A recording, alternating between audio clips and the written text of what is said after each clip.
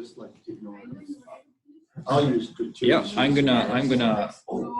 Switch to where I circle things. Can you? Yeah, I started recording. So hello everyone. I think we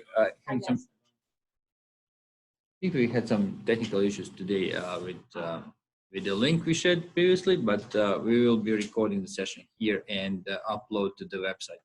So we have Chris here with us at UniSA and a few more people in the room. So if you hear some background noises from us, Sasha, do you want to say just a few words about Chris, and then we can hand it over? So we are welcoming Chris.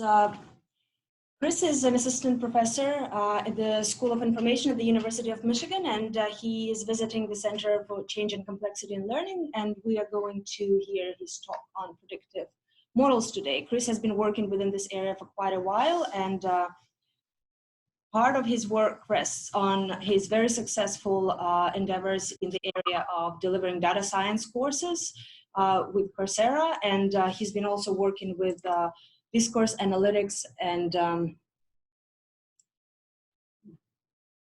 supporting educational technology with educational data mining throughout quite a bit of time now. Yeah, so thank you, Chris, and we're looking forward to your talk. Do you want me to move the laptop so that No, you can use your. You can capture audio? Can they hear me? Yeah, they should be. Yeah. Okay. If you need me to speak louder or something, just tell Stretchko. Thank you.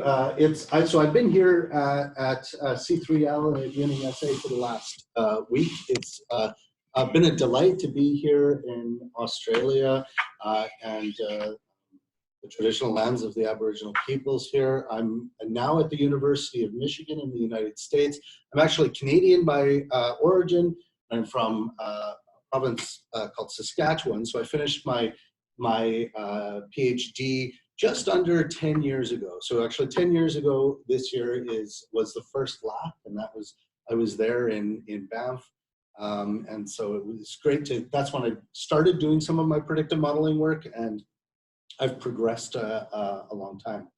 So I wanted to share a little bit of what I'm doing with predictive models and a little bit of what I've found over the past few years.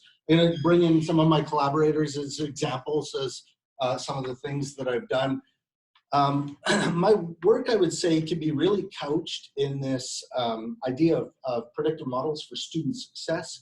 Student success is, I would call this this predictive models for student success a foundational activity within the field of learning analytics. It's been around since very early on.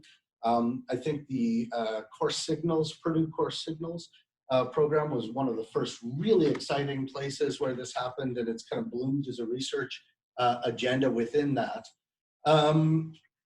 What is student success is a bit nebulous, so grade or pass prediction, this is by far the most common task when we think about predicting student success.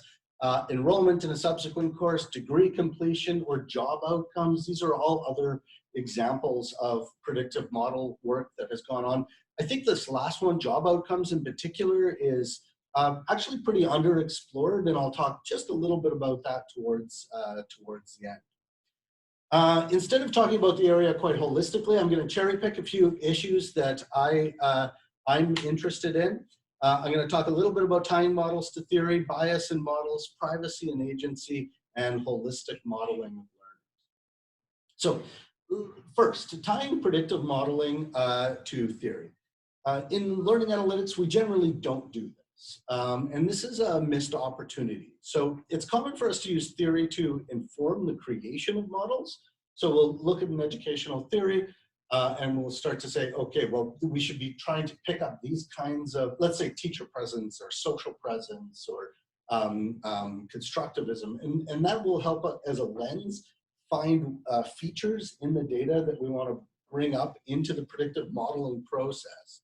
And so this feature engineering process is how we tend to use theory in predictive modeling, but we fail to generally iterate on that. We fail to articulate the theories well. We just kind of leave the theory sitting there after that, and we don't use the results of the predictive models to help us better inform theory.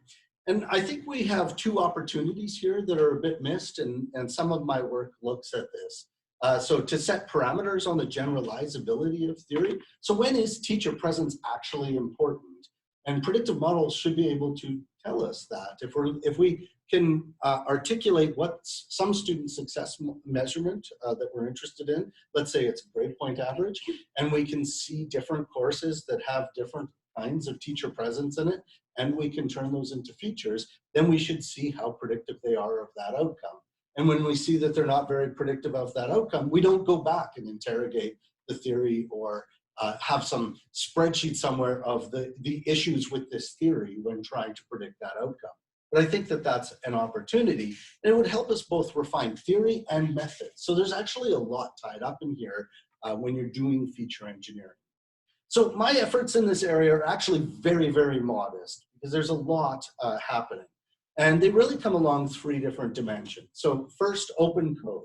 So why don't we share code to understand how features are created from data and to be able to reuse features for future analysis. So this is something I'm trying to challenge. Replication. Why don't we replicate findings to learn what works and what doesn't and the contexts in which they work? And open data. If we care about the future of education, why aren't we demanding that our LMS or other vendors share student data with researchers broadly? So each of these is kind of interesting, and some immediate thoughts jump to mind as you think, why don't we share our code? So the most common question I get, or answer I get when I ask people for their code, oh, it's grad student code, I don't have time to maintain it and answer questions about it. Actually, there's a lot of bugs in code. Writing software without bugs is a big problem. And it's very hard to do when we're writing satellite software, when we're writing, all sorts of production editors. I mean, who uses bug-free programs? And not to have that second set of eyes and trained eyes on our code as scientists, I think is frankly a little terrifying. There are so many bugs likely out there in published results that are in the code that we just don't know, and we're taking those findings as if they were truth. Replication. It's hard to redo somebody else's work, and will anybody actually go around and publish it? So if I take something that StretchCo has done, and I replicate it in my course, and StretchCo published it at LAC, will LAC publish what I did? Probably not. We tend to prioritize novelty. And so that's actually a big challenge. And then the last one with open data, right, is this question of privacy.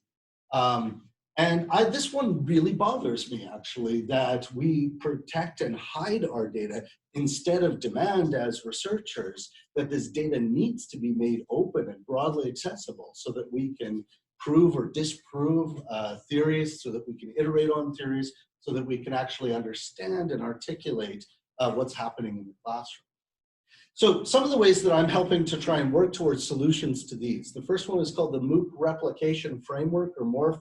A student who is working with me, Josh Gardner, he's now doing a PhD at the University of Washington, and Ryan Baker from the University of Pennsylvania have been involved in this work. And it's a framework for end-to-end reproducible analyses of MOOC data. So it's only a tiny slice of education and education outcomes. It includes over 270 sessions of 80 plus unique MOOCs. And we're really assembling this end-to-end library, open source library for production rule and predictive modeling experiments. So you can follow some of our papers and access to this at replicate.education. But I want to, I'll jump into a couple examples here. First, I'm a computer scientist by background, so I get geeked out about some of the text slides. So just for anybody who might be of that ilk, I will give a very brief idea of how this works. You basically, we start down here in the lower left. I don't know if it can be seen actually on the webinar. But it's point 0. So as some researcher prepares code and some execution environment, and they register as a user. And then you submit this job to the MORPH platform. And the whole idea is built on these Docker images. So a Docker image just captures all of the information about the Python and R libraries that you're using, the database that you're using, any of the kind of tools and technologies are all packaged into one giant zip file. And then you inject it into the system. And what our system does is takes that, instantiates it in the cloud in parallel across all of these different courses, loads the data, and just asks your stuff to run. So let's say Sasha Poquet puts together a nice discourse analysis feature and wants to run it and really understand how these networks are different from class to class to class. She can write that code in a mixture of R, or Python, or whatever else is. I mean, I guess it's not whatever else. There are some limitations on it, but it's actually pretty broad.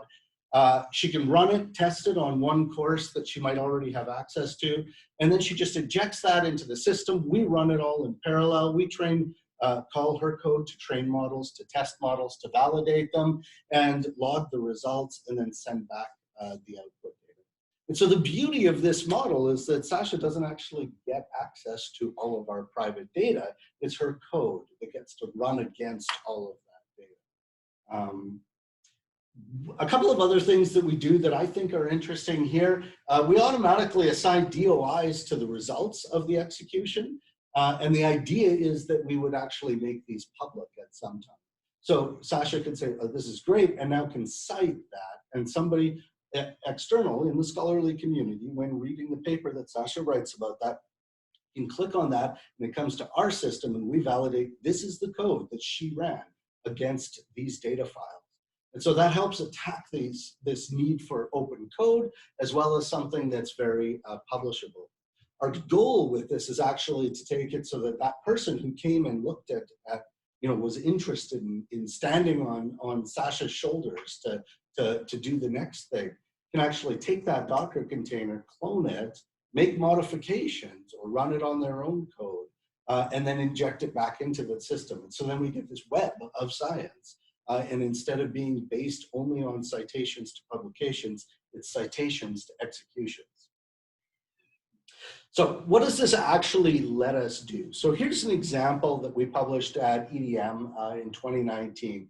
And this is a very typical sort of educational data mining paper here. And so the original work was by Fei and Young in 2015, and they actually had 5 different weeks of execution. They trained 4 or 5, 6, for a bunch of different models, and then they just do a predictive modeling shootout. So in this case, they were looking at dropout of classes. They're trying to predict MOOC dropout.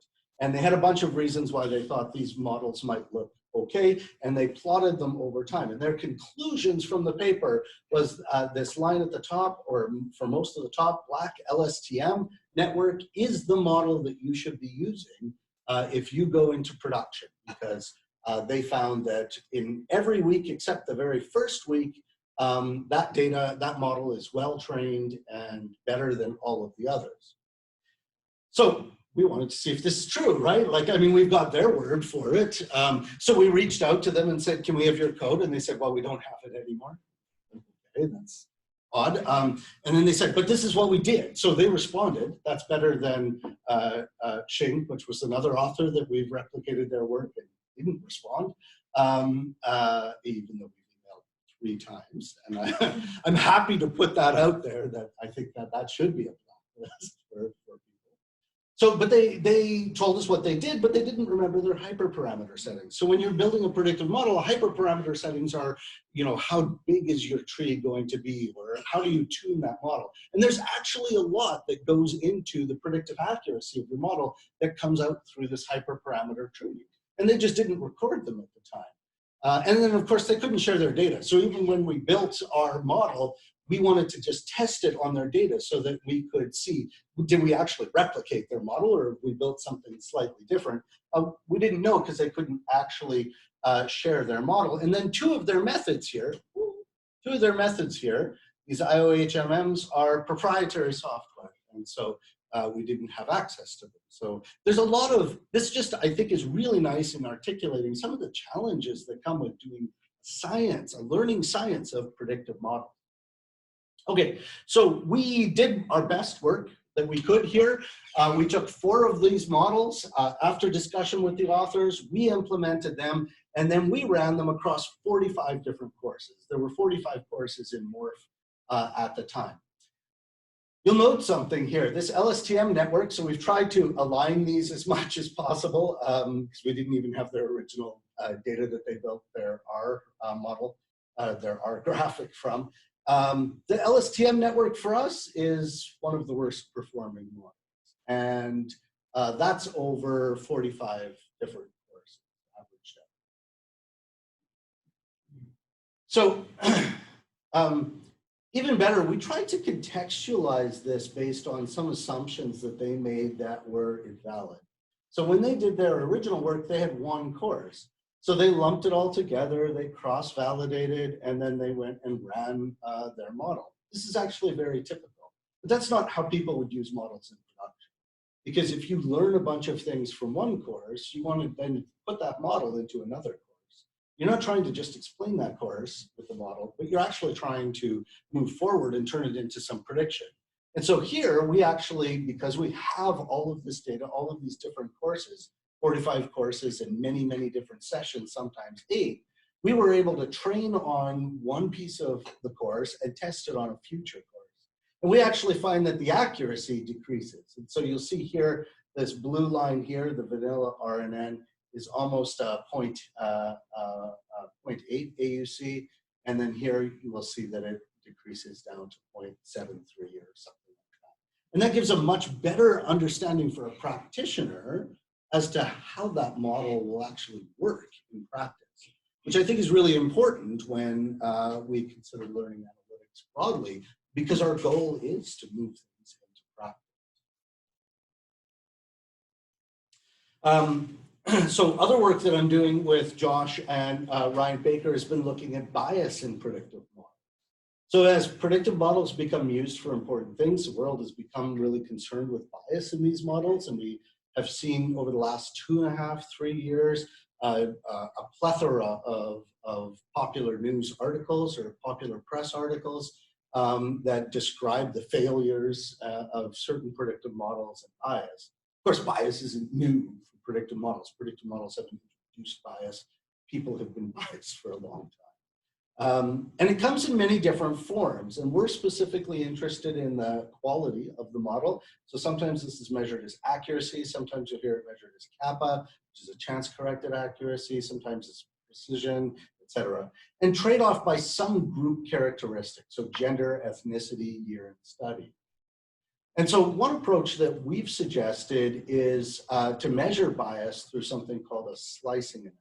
And so this was work that we did and published last year at LAC 19, and we're fortunate enough to get a best paper for it. And so this is a typical example of an ROC curve that we might use to measure the accuracy of a model. And a model that goes along this black dotted line, this direct diagonal, is a crummy model. I mean, that's your base level.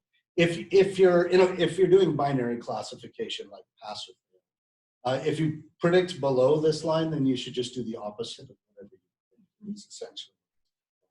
And this is, we map the false positive rate against the true positive rate. And for a predictive modeling shootout, sort of when we want to see different methods or mechanisms and see how accurate they are, this is quite common. So we'll see these different, we've got like an orangey yellow one here, we've got a dotted pink one, we've got this cyan one, and this is plotting how, when we change the number of false positives we're willing to accept, how that changes the number of true positives. And the ideal would be that we would just have a dot way up in the upper left-hand corner that would be 1, all the true positives, and 0 on the false positives, right? The reality is we rarely get this. So in this model, orange is pretty crummy for most of it, and cyan, for the most part, is pretty good. That's the model. If you were going to choose between these models, you would choose the cyan one. Now, there is some subtlety that might come there. If you're willing to accept a lot of false positives, you could choose, any number of these models as in the upper right as they get. And really, I want to again articulate, and something we often don't articulate in our papers, which is important for practice. The trade-off really depends on the type of intervention that you're going to do. So if you're just going to email everybody and it costs you nothing to email 10,000 people versus 1,000 people, and this is one of the challenges, by the way, with actualizing predictive models in MOOC Optout, trivial just to send the email to everybody to nudge them all to keep finishing. So if you're going to do that, then you can accept a lot of false positives. You can be in this upper right. But if you're on campus and you're going to say, okay, Srečko, I see you're having problems learning, basic use of Word, you should talk to Vidomir. He's really good, and we've set up a one-to-one tutoring arrangement. That's really expensive. And so for that, we need things that are far to the left and ideally high. And so for that, we might take this cyan curve and say, well, it's worth it to go one more step here. We're going to hire just a few more tutors, because then we're going to get actually a lot more people who actually. Okay, so this is what an ROC curve looks like. So a slicing metric takes this ROC curve and compares two ROC curves based on some identified demographic group. So it's actually really quite a simple metric. And we call it the absolute between ROC area, a ROC. Now, one thing that you can get from this name is you can see instantly here the tension between myself and Ryan Baker. I like words that are English words, and finding a way to make your English word fit. And Ryan likes things that are Googleable. And a broca is very Googleable. I don't know if anybody has ever tried to come up with this. So in this case, if you look at the right-hand side, you'll see that there's a blue line here. So that's one of our demographics, their ROC curve. You'll see that there's this kind of orangey line, and that's the other demographic. And the difference between these, the absolute value of this difference, the shaded gray area, is our broca metric. And so between these two groups, in this case happens to be male and female, we have a difference of 0.12 in our overall accuracy. You can see some kind of interesting things. I'll just point out some interesting things on this curve. So you'll see that if we accept a fair number of false positives, actually there's quite a bit of a difference between the performance of the model, the true positives between the genders. So this model, whatever it was, is not as accurate for women as it is for men, one at a certain false positive rate. And there's tiny little inflection pieces up here where actually those two curves cross, where it becomes more accurate for women than for men. And of course, the choice to use these two groups, male and female, is arbitrary. So we could choose anything, high-performing, low-performing students. We could use engineering versus arts students, and so on. One of the challenges is we don't know what a good number is. We're just starting to try and understand bias like this. And what groups we compare depends on the problem and the sociocultural context that we're embedded in. So an obvious question comes, well, from the previous work you did, which algorithms are actually more or less fair, right? So we showed that LSTM was not as good as the RNN. And so, here is an example of another piece of work that we did. So it's not the models from the previous one, but it actually shows how we can actually compare these models now, not just on their overall accuracy, but actually on their fairness. And so we see this one here, CART, is interesting. The Abroca measure is quite small, 0.013, and you see that there's actually very little gray space here. And then you can see for the SVM or for the LSTM that there's actually a lot more gray, and the Abroca measure goes up. And so that just tells you that you're getting it less fairness when using LSTM than when using CART across all potential parameterizations, positives and true negatives.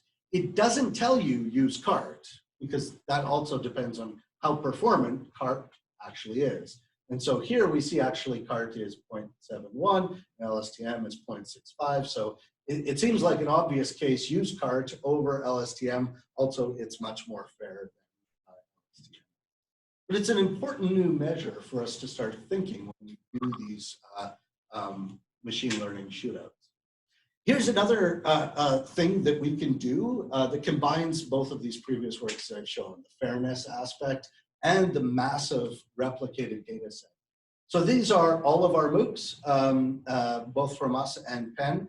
We've broken them down by curricular area, so the colors are different curricular areas, computer science being a light blue, dark blue being government, a light green being humanities, and a dark green being STEM, and then course size by dot. And then we just plotted them, and we took our predictive models, so our AUC, and then we took our ROC measure to look at how fair they were.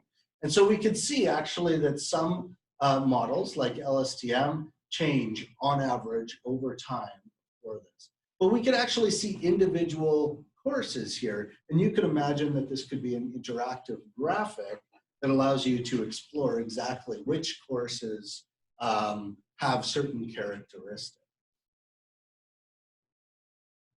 I think this picture is actually really interesting. So we did the same thing, but here we're looking at unfairness.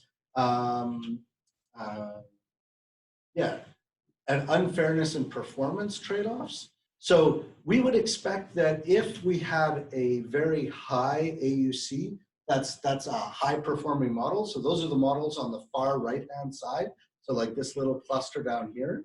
And we would expect that if that meant those models were unfair, that they would be in this upper right. So this upper right area should contain high-performing models that are also unfair. But actually, we don't see that. We see a lot of unfair models, and then we that are scattered throughout the different levels. So some suggestions as to bias and performance trade-offs have been, well, if you want a high-performing model, it might have bias in it. Maybe that's of better than a fair model that is low-performing. But that's really unclear whether we see that just naturally when creating these models, and it doesn't seem to be true. There are some biased high-performing models like this one. And it might be interesting to click into that and to try and understand what that bias was. And of course, this is just biased by one factor, like male-female demographic. We also wanted to look at gender balance and course size effects. So this was hypothesis-driven work now, and it was that we would expect that when a course becomes gender imbalanced, that there's more data to train on one group, and thus that group will have more accurate models. And we would, I mean, gender is just one. You could throw anything, again, as far as demographics. And actually, we kind of see that, but not directly, not at the 0.5. So we have our courses in general, because these are come from Coursera MOOCs, tend to skew towards technology and business courses, and thus tend to skew towards male. And so you can see the 0.5, this is a perfectly balanced course that is 50-50, male and female is here. And we can look at the difference of the different models. So these are plotted as polynomial or quadratic regression lines here. And then we could actually look at gender balance and how that changes with respect to this approach. What really actually tends to come out here is actually these government, health, and social science tend to be the most balanced. Computer science and then the STEM classes tend to be furthest balanced on the right-hand side at up to 80% male, and then the humanities and design classes are the furthest on the left, being 40%. But it allows us to start exploring the conversation about the makeup of our classes, the models that we can build to predict in those classes, and the fairness of those models. So another work I wanted to share was about agency and what really comes back down to privacy. And the field of learning analytics has had a lot of discussion about privacy over, I would say, especially the last 7 or so years. I remember George Siemens actually talking about privacy way back at, maybe it was even the first LAC there in Banff, where he said it's like you walk in and somebody talks about privacy and it's like you just dropped your pants to the floor, right? Like you just quit talking after that. And I think that's really frustrating because it doesn't move us forward as a practice or as a research group. So machine learning models use historical data. That's what they do. And as we restrict access to that data, we should get less accurate models. Should. There's a lot of asterisks and daggers and such that should come up after that. Right? And so our question was, if we give learners a choice in restricting access to their data, how much will this actually affect our model's accuracy? So my PhD student, Warren Lee, and my collaborator at Michigan, Florian Schwab, were running this work. And so we published it at LAC last year. We sent a one-question email survey to 400 freshmen, gender balanced. We actually sent 2 different versions of that survey.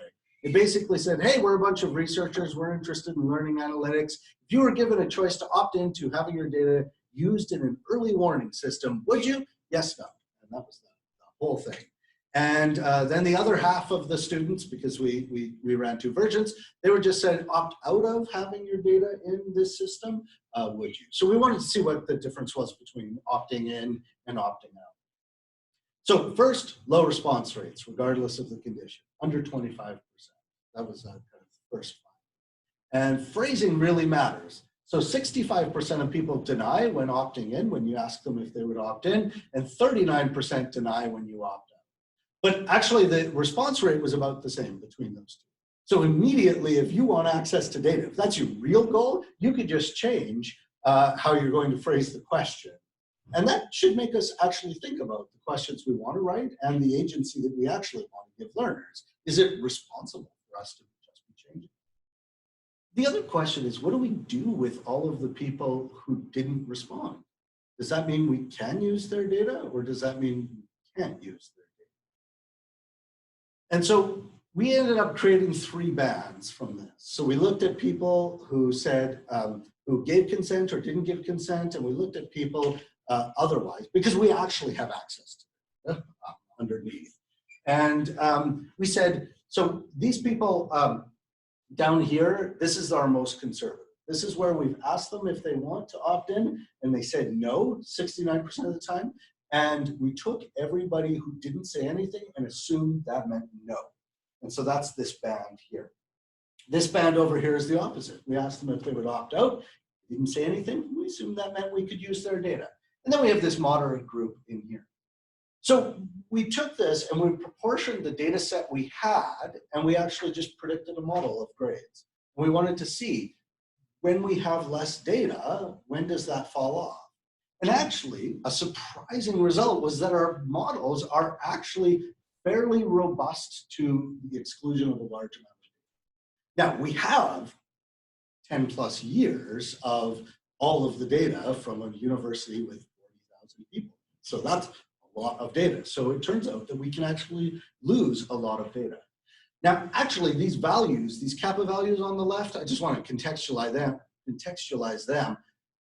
They're kind of crummy. This one, it depends what you're doing, of course, with this again, but 0.4 kappa, chance, just like, because it's Michigan, I think our number of people who get an A is something like, let's say it's 80% of students will get an A. So that would just be those, you know, if we just predicted along that set of probabilities, that would be 0. And 1, which isn't on this chart, would be a perfect prediction. And so this isn't a 40% chance, but it's not an amazing level of accuracy. Okay, so important here, we only see that one model here, this neural network, interestingly, actually degrades over time. Everybody else, you actually have to exclude a lot of data in order to have the models. So one immediate thought is, I wonder if this would replicate. Of course, this was done on grade prediction in higher ed. We don't have a morph for higher ed. So that's unknown. But that's not also the full picture. We also looked at just one model, decision trees, and we looked at year in study. So decision trees are nice because they're explainable. You can look at the model and you can start to understand what the factors were going into it. Things like neural networks are hard to understand. And so here we're comparing 2 different models for 2 different groups. So this is an alternative to slicing. We have seniors here, and we see that that model actually degrades fairly regularly as we lose more data, but freshmen actually maybe even increases a little bit. That seems just a chance. We did not run these multiple times and plot extended deviations. So what we started to pull out by when we start looking at group is that some groups might be more sensitive or less sensitive to data, to the change in the amount of data and the model's accuracy there. So we wanted to get back to this question though of bias. And so this is some work that we have ongoing right now. And so I just wanted to share some very preliminary results. This hasn't been peer reviewed yet. So we sent a survey last fall to 4,000 domestic students, and we stratified on gender and ethnicity using a set of very common American ethnic groups or categories. Again, we split the survey between these two languages. Would you opt in or would you opt out? Our consent rate for people who would opt in is 78%, and our consent rate for opting out is 67%. And our response rate was 6.8%. So the wording of this survey was slightly different. We didn't start with "we are researchers."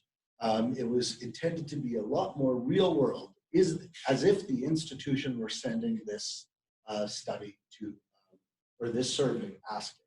And so this falls into not a deception study, but a concealment study. When they click on it, we actually take them to a page and we give them a debrief about what we're doing.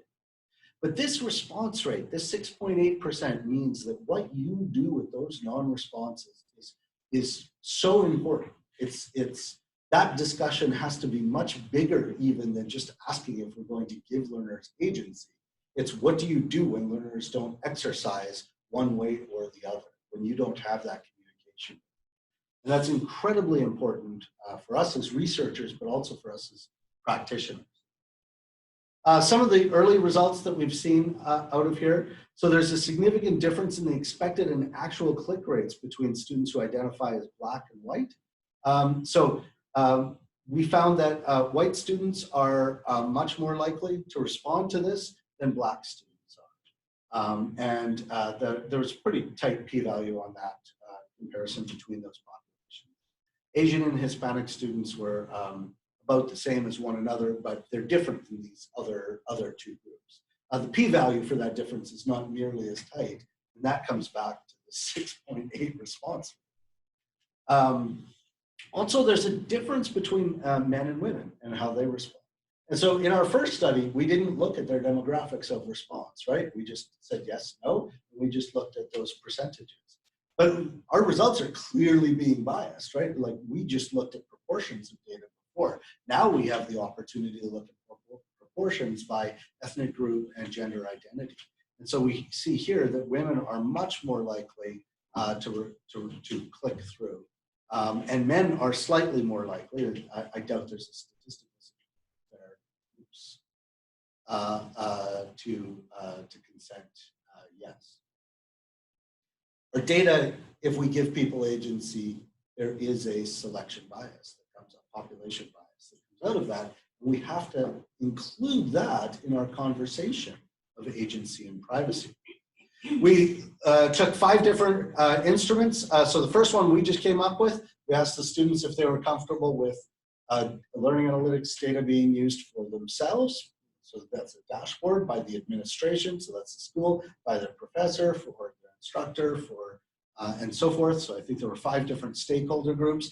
And then we used a bunch of different instruments that looked at things like individuality and collectivism, IUIPC, which is about privacy concerns, cooperation, competition, and then student trust in higher education. So we wanted to see if any of these instruments actually would measure something that changed their willingness to opt in or out of having their data shared for learning analytics on campus for student success. And actually, there's very little here which correlates with their willingness to consent, actually. And that's surprising. You'd expect a lot of things in IUIPC, for instance, about privacy, to correlate with consent. And you might expect a lot of competition and individualist aspects as well. For instance, if I give my data to make the system smarter so that it can help low-performing students, and I'm a high-performing student, that lowers my relative grade to them, right? That's interesting that we didn't find much of that. What we did find is that there's one subscale here on institutional trust. that when it's higher, it actually increases the likelihood of consent. There's one subscale of IU-IPC. It's about the concern of data collection. When that's higher, that decreases their likelihood of consent. And that there was one in our set of questions, which is the agreement with how comfortable they were for the instructor to be using learning analytics, that actually increased their likelihood of consent as well. So students who are more willing to consent to the use of their data tend to have higher institutional trust, a higher belief that, or higher comfortability with the instructor using data for learning analytics. Initial regression analysis shows that Black and Asian students distrust the institution more, so this is just some descriptive statistics, and women tend to trust the institution slightly. And women tend to be more cautious with respect to data collection, and that came out of this IU-IPC subscale. So where we're taking this now is actually exploring the impact of data by demographic group on predictive modeling for that group. So now when we start to just take proportions of data and get rid of that, and we start to look at proportions where it was actually based on the number of students who responded in those groups, how does that change the outcomes? I'll be honest, we have fewer Black students at the University of Michigan than we do all of the other ethnic groups that are by that ethnic group bucket.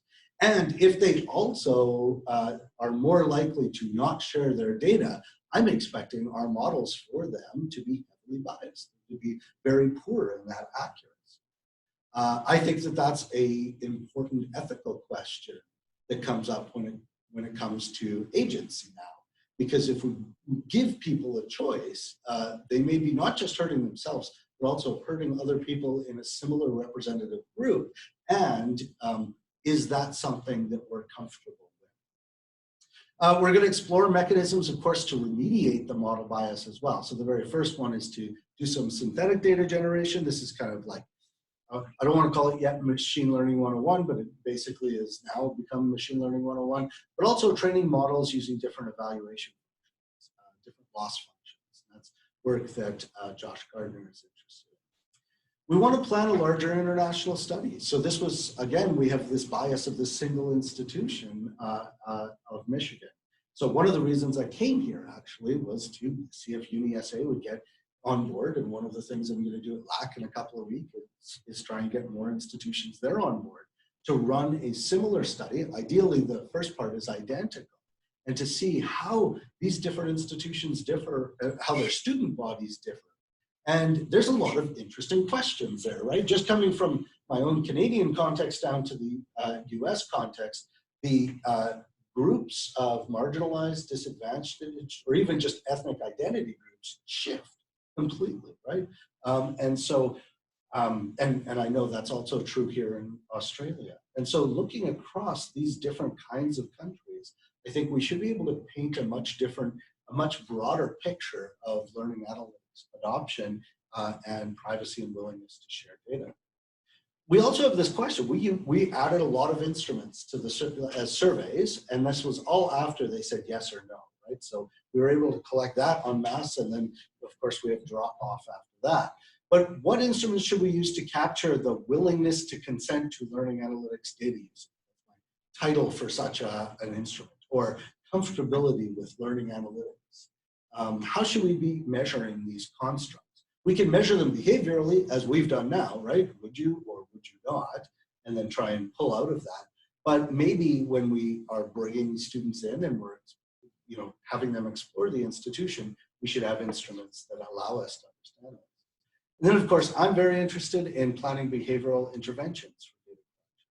So, Sasha, there's a lot of students like you at UniSA who could use your data. If we could use your data, we could help them. Would you be willing to share it with us for the social good? And is that a reasonable thing for us to do? I love the question of what is agency anyway, right? And then we, of course, end up evolving over beers into what is free will. So there's lots of fun things and lots of places that we're planning to take this particular. So I'll just wrap up here, cognizant of time, with one other project, which is called the Holistic Modeling of Education. So this is interesting because this project actually is just ending, but it's still very much just beginning for us.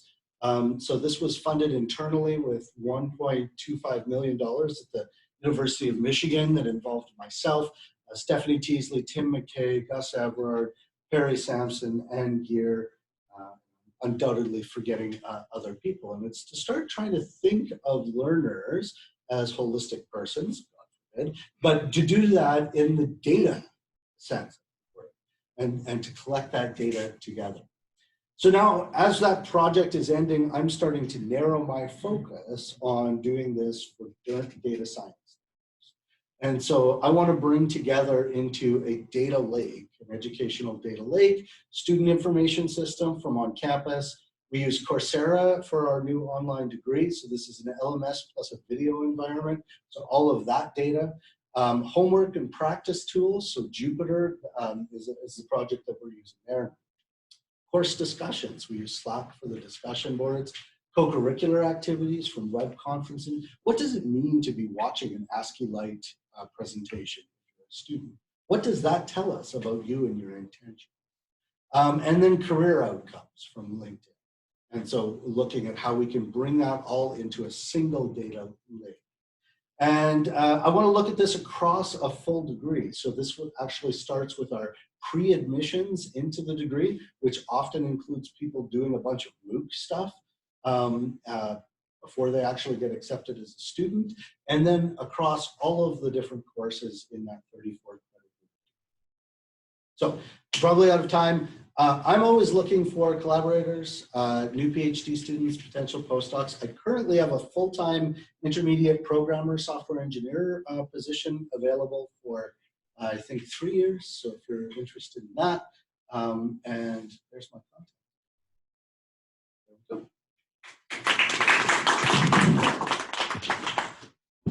Thank you, Chris. Let me see. Yeah, we have few participants online. So do you have any questions online before we wrap up and open for questions here in the room?